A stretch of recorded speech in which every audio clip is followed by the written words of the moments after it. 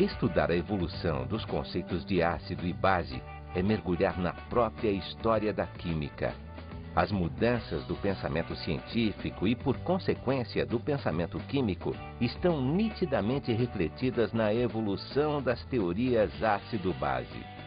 Uma figura ímpar domina este cenário: Arrhenius, responsável por uma mudança de enfoque de uma química descritiva que apenas conta como as coisas da química funcionam, para uma química que pretende explicar a natureza, mostrando por que as coisas funcionam assim.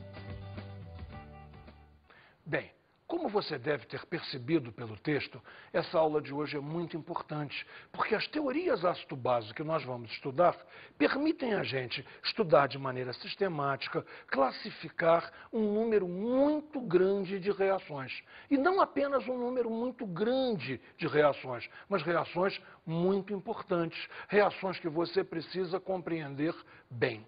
Assim sendo, vamos lá. Nossa aula de hoje é Teorias Modernas de Ácido-Base. Antes de começarmos as teorias ácido-base, vamos ver algumas coisas mais primárias. Vamos ver, primeiro que tudo, o conceito de função química. Repare comigo. Função química é um conjunto de substâncias que apresentam propriedades químicas semelhantes. O que mais temos aqui? Veja só, um grupo funcional é um átomo ou um grupo de átomos que caracterizam as substâncias que compõem a função. Sabor, por exemplo. O sabor dos ácidos é o sabor azedo. Há exemplos: vinagre, limão, laranja. Limão e laranja, por exemplo, você as conhece com o nome de frutas cítricas. Já as bases, quanto ao sabor, tem um sabor que a gente chama de cáustico ou adstringente. É alguma coisa levemente amarga que, quando você engole, trava a língua como que prende. Um excelente exemplo para isso é o leite de magnésia. Um meio amarguinho, a língua fica meio travada, é isso. Repare mais. Solubilidade em água. Os ácidos, em sua grande maioria, são solúveis. Quase todos são solúveis. Já as bases, elas são insolúveis em sua grande maioria. Ligações. Quanto às ligações, a coisa funciona assim. Os ácidos têm ligações covalentes, todos eles sem nenhuma exceção. Já as bases são iônicas, em sua grande maioria. O que mais temos de importante entre ácidos e bases?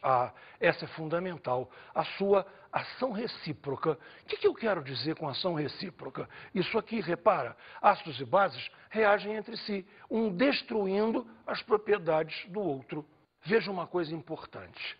Tudo isso que nós vimos agora se chama genericamente propriedades funcionais e foram durante muito tempo usadas como definições. Definição do que é ácido, definição do que é básico. Você já imaginou que loucura? Definir um ácido para saber se ele é azedo, para saber se ele é gosto amargo, se ele trava a língua? E se eu pego o ácido sulfúrico, eu tenho que provar para descobrir que ele é tão amarguinho ou tão azedinho que a minha língua vai cair? Não me parece uma boa ideia, tá? Mas era assim. A química era toda ela funcional, organolética, sensorial. As propriedades eram usadas como definições. A primeira grande mudança vai ser feita por Arrhenius. Você pode dizer, sem medo de errar, que a primeira teoria moderna de ácido-base é a teoria de Arrhenius. Por quê? Porque ele pretende explicar e não pretende mais descrever. Ele passa a explicar o comportamento de ácido e base em função de coisas estruturais, coisas presentes na fórmula, coisas presentes na molécula. Vamos ver então como é que Arrhenius fez essa grande virada dentro da química. Definição de ácidos. O que são ácidos? Eles, em solução aquosa, se dissociam, produzindo como único cátion H+. Quem será o ânion? Veja, por exemplo, o HCl, que você conhece com o nome de ácido clorídrico. Se você o dissolve dentro da água, a molécula se quebra, dando H+, e Cl-. Então, observe a definição. O único cátion é H+. Isso faz do HCl um ácido. Qual seria, então, a definição para bases? Bem, bases, em solução aquosa, se dissociam, produzindo como único ânion OH-, hidroxila ou hidróxido. O nome hidróxido é mais correto, mas é mais usual falar-se hidroxila. Então veja um exemplo. NaOH, conhecidíssima com o nome de soda cáustica, quebra dentro d'água dando Na+, e OH-. Repare, o único ânion é OH-. O NaOH, então, se torna uma base. O Arrhenius fez mais uma coisa muito interessante. Ele aproveitou o pacote de definições de ácido e base e definiu os sais também. Repare, a definição de sais é interessante e simples. Note, sais em solução aquosa não produzem H+, nem OH-. Veja como exemplo o sal de cozinha, o cloreto de sódio, NaCl. Olha o cátion dele. É H+? Não. Então não é um ácido. Olha o ânion dele. É OH- a hidroxila? Não. Então não é uma base. Se o cloreto de sódio não é um ácido nem uma base, o que ele pode ser na teoria de Arrhenius? Só pode ser um sal. Bem, isso fecha para nós a teoria de Arrhenius, que ficou bastante fácil, bastante tranquila e é muito usada até hoje. Agora repare, o Arrhenius acertou em tudo? Não, claro que não. Isso aí é tempo muito antigo. A teoria de ligações era praticamente desconhecida. Então, Arrhenius não acertou tudo. E quem veio depois dele veio apresentando críticas à teoria. Críticas essas que não desmerecem em nada a genialidade de Arrhenius. Arrhenius é um marco na química, é uma transição entre a química descritiva e a química estrutural. Agora, é perfeito? Não, não é. Temos críticas? Claro que temos críticas. Vamos ver as primeiras críticas. Observe, a primeira crítica é só considerar os íons apenas em solução aquosa, quando hoje, modernamente, a gente sabe que existem íons no estado sólido. Na verdade, cloreto de sódio é um aglomerado de Na+, e Cl-, um aglomerado de cátions e ânions ordenados, mesmo no estado sólido. Mas para o Arrhenius, os íons só existiam em solução aquosa. Evidentemente, ele não tem culpa por não saber isso, porque a gente repara a existência de um íon pela condutividade elétrica, e no sólido essa condutividade elétrica não aparece. Uma segunda crítica é a diferença entre ácidos e bases quanto à dissociação. Essa eu vou ter que te explicar com muita calma. Repara só, os ácidos, eles se ionizam. Os ácidos são covalentes e a água sobre eles provoca uma ionização. Não existiam antes, passam a existir.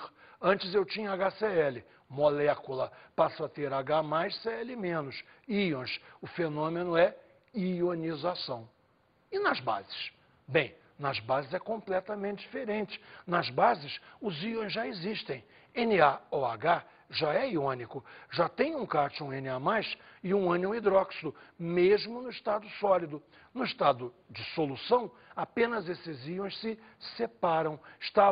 Pega as palavras, estavam associados e se dissociam. Então, repara, ácidos, ionização, bases, dissociação. É diferente. O Arrhenius considerava com exclusividade a água como solvente para ácidos e bases. Ele não considerava a possibilidade de dissolver um ácido ou uma base num álcool, por exemplo, porque a sua época não fazia isso. Modernamente é diferente. Se estuda, por exemplo, a química dos solventes não aquosos, onde você pode fazer a solução de um ácido ou de uma base em amônia líquida, em HF líquido, em alguns casos até em álcool. Veja, o Arrhenius não podia adivinhar, ele não podia prever o futuro. E uma crítica muito séria agora que decorre das ligações. Afinal de contas, seria H+? Modernamente, sabemos que não. Este cátion H+, se associa à molécula da água, criando um cátion mais complexo, porém mais estável, o cátion H3O+, que daqui a pouquinho vamos batizar de hidrônio ou até hidroxônio. Mas isso é uma conversa para a próxima teoria, que é a teoria de Brensted-Lowry, na qual essas críticas todas vão ser resolvidas. Teoria de Brensted-Lowry. Vamos para ela, então? Vamos lá, o que é ácido? Ácido é toda espécie química, não importa se molécula ou se íon, capaz de ceder um próton, ceder um H+. Aqui eu tenho que te explicar para você não se perder. H, número atômico 1, um próton e um elétron. H+, perdeu o único elétron que tinha, então só sobrou o próton. Logo, dizer H+ ou dizer próton é absolutamente indiferente. Vou ler de novo a definição de ácido para você. Toda espécie química, não importa se molécula ou íon, capaz de ceder próton, capaz de ceder H+. E qual seria a definição de base? É absolutamente recíproca. Se o ácido cede o H+, a base recebe. Vamos ler a definição? Base é toda espécie química, novamente não importa se molécula ou íon, capaz de receber o próton, capaz de receber este H+. Está compreendido? Repara uma coisa muito importante. Ácido e base passam a ser comportamentos. Ácido e base não são mais um rótulo. Ninguém é um ácido. Se comporta como um ácido naquela reação. Se naquela reação ele cede um próton. A mesma substância, ocasionalmente, pode vir a se comportar como base. Noutra reação, ela pode receber um próton. Então, ácido e base deixam de ser etiquetas, deixam de ser rotulagens. Ninguém é. Todo mundo se comporta como. Ácido e base passam a ser comportamentos. Isso é uma virada espetacular. Vamos em frente. Observe a reação do HCl sendo dissolvido na água. Como vai funcionar? Essa ligação HCl vai ser rompida. Esse H sai na forma de H+. E esse H+, vem, por assim dizer, grudar na água. H+, grudando na água, H3O+. Então, repare, o HCl teve a ligação quebrada, soltou um H+. Ele é um ácido. Já o H2O recebeu esse H+, transformando-se em H3O+. O H2O, então, é uma base. Repare que nas fórmulas eletrônicas fica muito mais fácil de você entender. Hidrogênio, cloro. Cloro muito mais eletronegativo. Logo, a cisão é aqui. O par de elétrons fica com o cloro. Esse cloro agora tem 8 elétrons. Esse cloro agora é Cl-. Está vendo a transformação? Perdeu o H+, esse cloro está aqui como Cl-. Se o HCl cedeu o H+, ele é o ácido. Cedeu para quem? Para a base. Veio ele para cá, apareceu aqui. Esta é a estrutura de H3O+. HCl cedeu, é ácido. Água recebeu, é base. Nas fórmulas eletrônicas é realmente muito mais fácil de ver. Mas vamos atacar agora uma segunda novidade da teoria de Brenzlori. É a seguinte: você pode analisar tanto a reação direta quanto a reação inversa. Você pode analisar como se o sistema fosse reversível. Analisamos a reação direta e analisamos também a reação inversa, mas com o mesmo enfoque. Quem cedeu o próton, quem recebeu o próton. Então vamos lá ver primeiro a reação direta. HCl mais H2O. O HCl cede o próton para a água. Como já tínhamos visto, o HCl é o ácido, a água é a base. Porém, na reação inversa temos o sentido para lá. H3O+, Cl-. O H3O+, vai ceder um próton. Cedendo um próton, ele se transforma em água. Ceder um próton para quem? Para o Cl-. Cl- recebendo um próton, se transforma em HCl. Então, H3O+, é ácido. Cl- é base. Veja, conseguimos enfocar tanto a reação direta quanto a reação inversa de uma mesma maneira, com o mesmo ponto de vista. Quem dá o próton é ácido, quem recebe o próton é base. Isso, novamente, é revolucionário.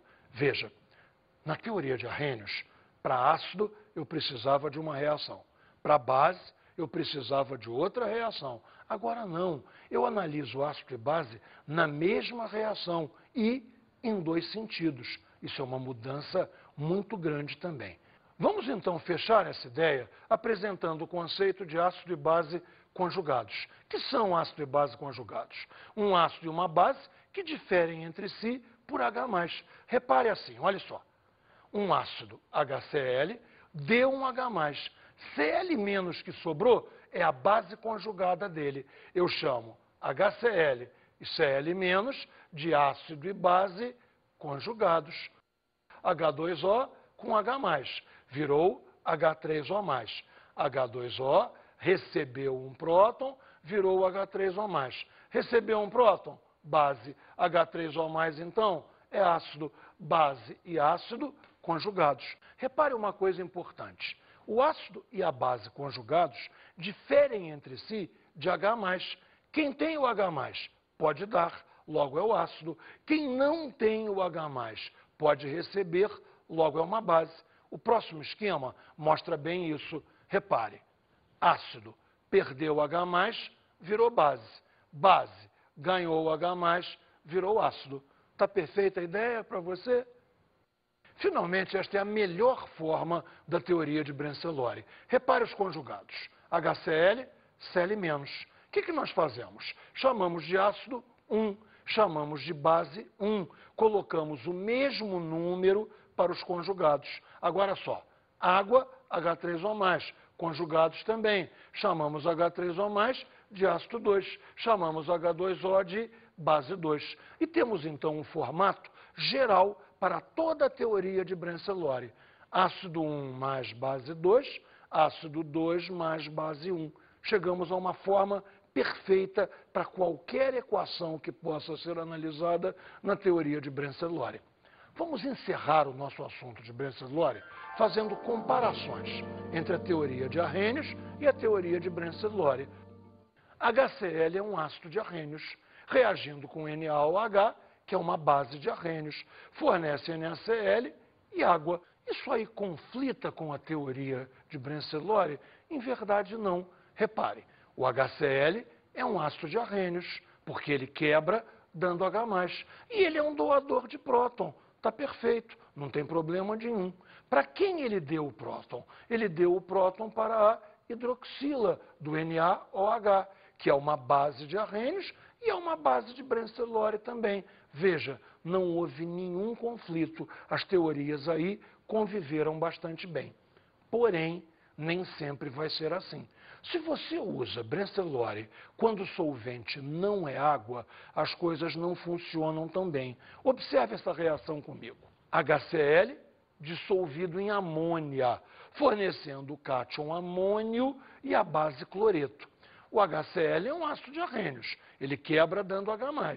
E ele também é um ácido de Brenzellori, ele quebra dando próton. Tudo certo. Agora repare, a amônia é uma base de Brenzellori. Ela recebe esse próton e se transforma em NH4+. Mas a amônia certamente não é uma base de Arrhenius, ela não tem hidroxila.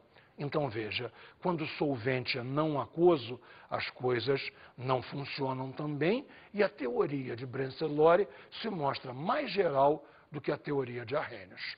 Existe outro aspecto importante que nós precisamos considerar, um caráter que a gente vai chamar de anfótero.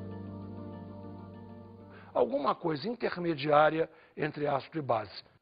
Se uma coisa é um ácido ou base de Arrhenius, dependendo da reação, nós chamaremos essa substância de substância anfótera. Se uma espécie química é um ácido ou base de Brenzellori, dependendo da reação, teremos nomes especiais. Substância anfótera, o mesmo nome que já demos antes. Anfiprótica. E anfiprótica eu vou ter que explicar. Anfi é duplo. Você lembra do anfíbio, que tem vida tanto de terra quanto de água? Anfi é duplo. Prótica, duplicidade em relação ao próton. Ou doa próton ou recebe próton. O último nome é mais complicado ainda. Você leu ele lá? Anfolítica. Anfo, mesma coisa que anfi, duplo. E lítica? Caramba, lítica vem de lise. Lise é quebra. Duplicidade com respeito à quebra. O ácido quebra, separa um H+. A base não quebra, apenas recebe o H+. Duplicidade em relação à quebra. Ou quebra ou não quebra. Se quebra, é ácido. Se não quebra, é base. Entendeu todos os nomes? Um exemplo fundamental de substância anfiprótica, anfolítica, anfótera, tudo que você quiser, é a água. Observe nessas reações.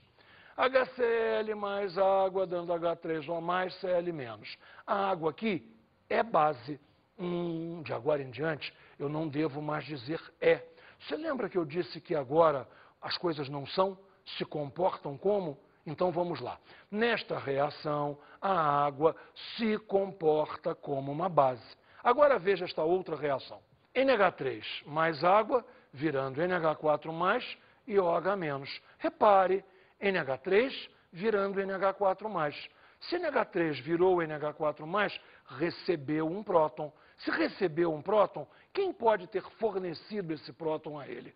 Só pode ter sido a água. Então, um próton da água vem para o NH3, que se transforma em NH4+. A água perdeu um próton, virou hidroxila. Então, a água é que está funcionando como ácido.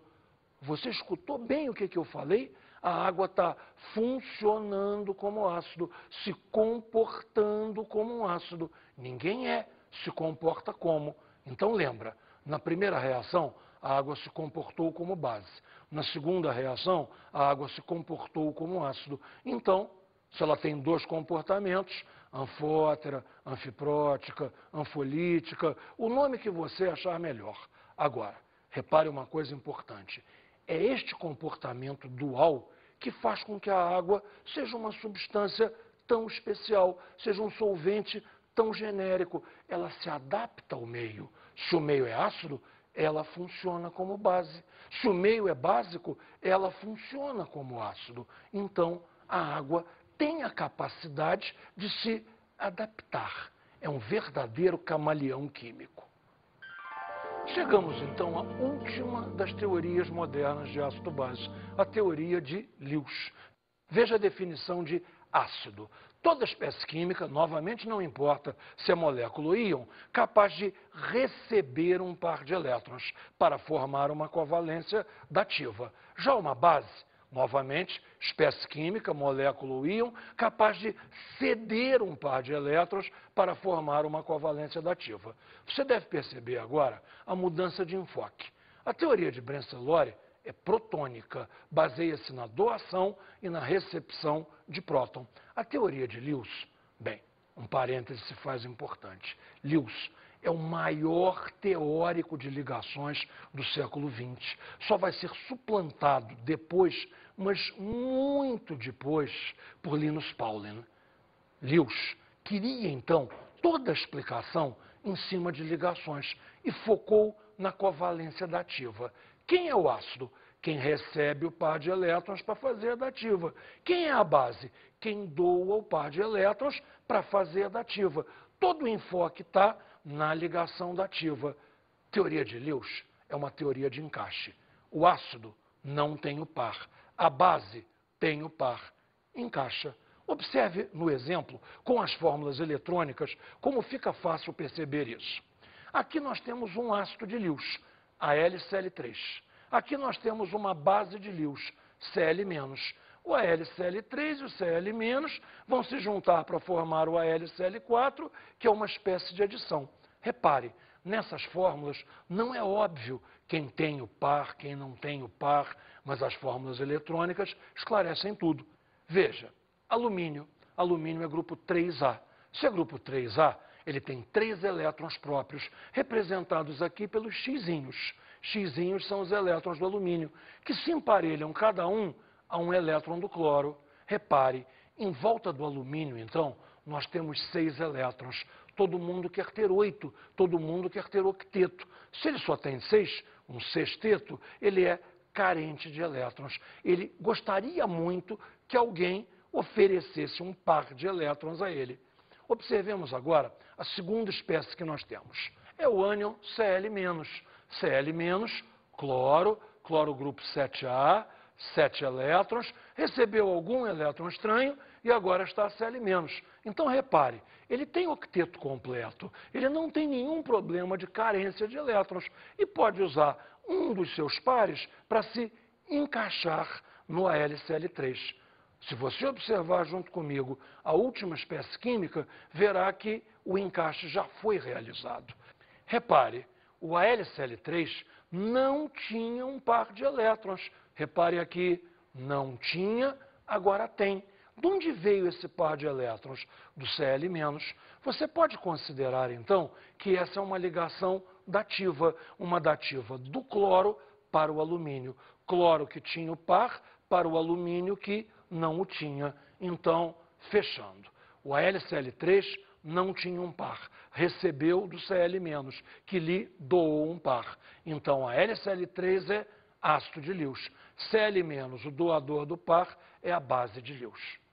Tá ok? Reparou que o enfoque é completamente diferente do de Brensted-Lowry, tá? Além do mais, repare uma última coisa, a reação só tem 3 termos: o ácido de Lewis, a base de Lewis e a espécie de adição, que é o resultado final do encaixe. Vamos então agora a uma comparação entre Brensted-Lowry e Lewis. Eu acho que essa comparação vai ajudar muito você. Observe as definições. Um ácido de Brensted-Lowry doa próton. Já um ácido de Lewis, ele recebe par de elétrons. Reparou a troca? O ácido de Brensted-Lowry doa próton. O ácido de Lewis recebe par de elétrons. Ficou fácil. Vamos em frente. A base de Brensted-Lowry recebe próton. Já a base de Lewis doa par de elétrons. Novamente uma troca. A base de Brensted-Lowry recebe o próton. A base de Lewis doa par de elétrons. Acho que fica bem fácil para ver assim. É só dizer ao contrário. O contrário de doa é recebe. E o de próton é par de elétrons. Viu que fácil? Gotinha a gotinha, eu tenho que te agradecer muito. Eu tenho certeza que eu não sei mais da aula de química sem você. Mas será que agora você me deixa resolver uns exercícios? Tem uns exercícios importantes para fazer com o pessoal. E você, preste atenção. Olha só, primeiro exercício. Para a reação, olha a reação. CH3COOH mais HF, dando CH3COOH mais F-. Para esta reação, que espécies podem ser consideradas bases de Brensted-Lowry? É muito fácil. Compare, por exemplo, este lado da reação. HF, F-. Ficou fácil, olha só. HF, F-. O HF perdeu o H. O HF, então, deu um próton a alguém, se transformou em F-. Eu não preciso nem me preocupar em deu um próton a quem. Claro que é para ali, mas nem pense nisso. Deu um próton, vai receber. O HF, então, é ácido. O F- é a base. Como são conjugados, mesmo número. Ácido 1, base 1. Vamos agora para o outro lado. CH3COOH recebe o H+ do HF e vira CH3COH. Esse aqui recebeu, é base. Recebeu, se transforma num ácido. São conjugados, recebem o mesmo número. Base 2, ácido 2. A pergunta era, que espécies podem ser chamadas de bases? CH3COOH e F-. São as bases de Brensted-Lowry desta reação. Tá perfeito? Vamos direto para uma outra reação de Brensted-Lowry. Note aqui. Qual ou quais a coluna ou as colunas que contêm somente ácidos, segundo a teoria de Brensted-Lowry? Vamos então de Brensted-Lowry outra vez. Temos aqui 3 reações para analisar. Repare aqui.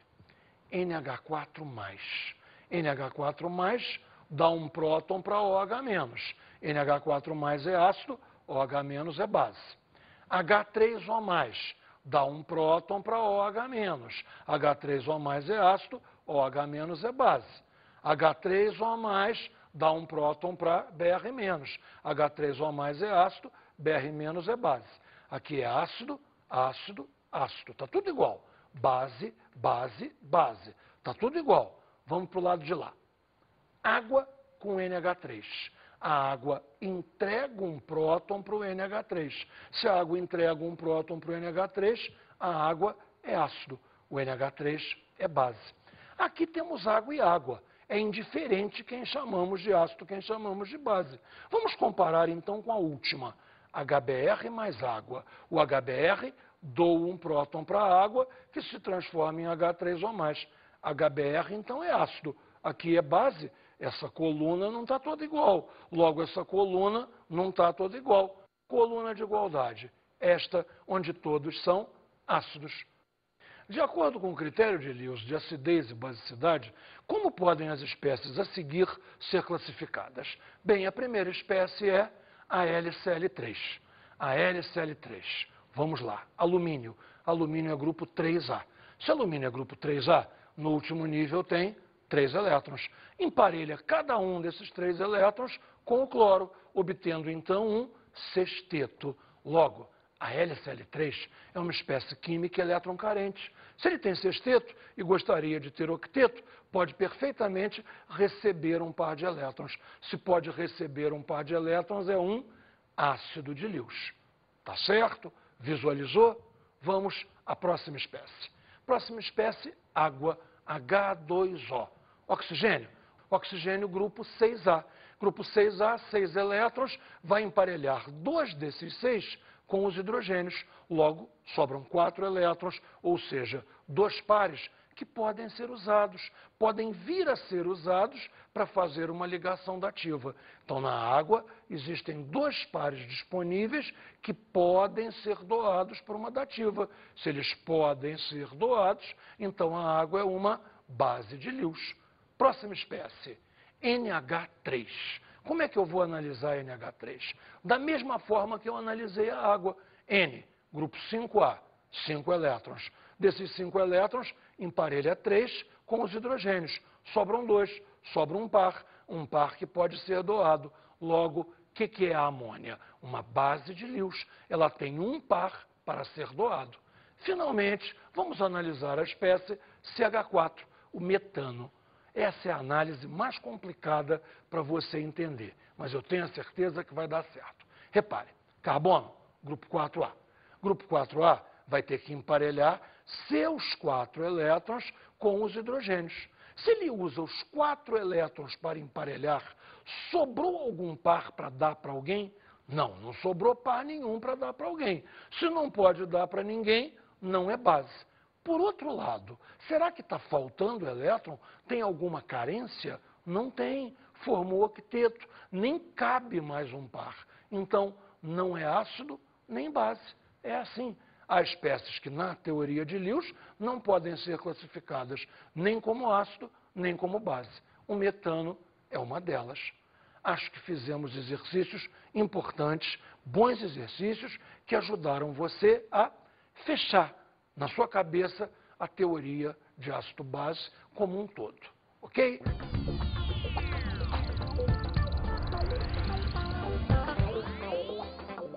Hoje a minha dica de estudo para você é muito simples.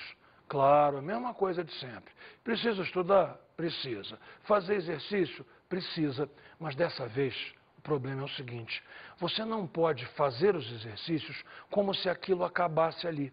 O que você precisa é manter viva na memória toda a teoria que você aprendeu e tentar usar nas próximas aulas o que você viu nesta. Ou seja, eu te dei uma ferramenta. Cabe a você usar a ferramenta em todas as reações que vierem daqui para frente e olhar para a reação pensando assim: será que essa reação que eu estou vendo agora se encaixa com Arrhenius? Se encaixa com Brensted-Lowry? Se encaixa com Lewis? Eu tenho uma maneira de explicar a reação usando o que eu aprendi hoje? É isso que você tem que fazer. Isso tem que agora acompanhar você. Você ganhou uma ferramenta. Precisa utilizá-la. Bons estudos.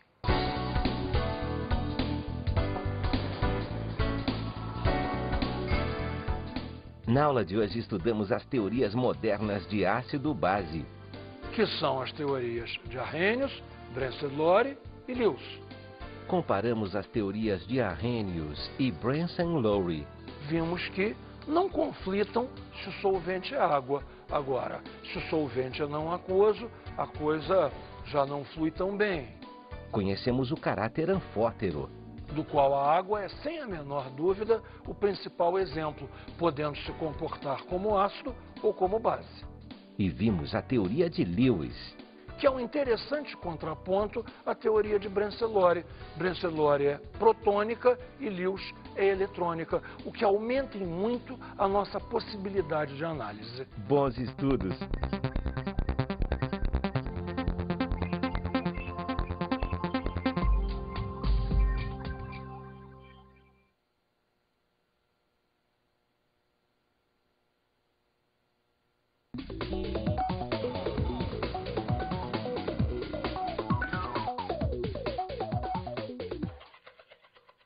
Cabe a nós passar aos nossos alunos o que esses três, na verdade 4, Brenzellori são 2 pessoas, mas na verdade o que esses 3 conjuntos de pensamentos fizeram para a química. A revolução de Arrhenius e as 2 evoluções fundamentais de Brenzellori e Lewis.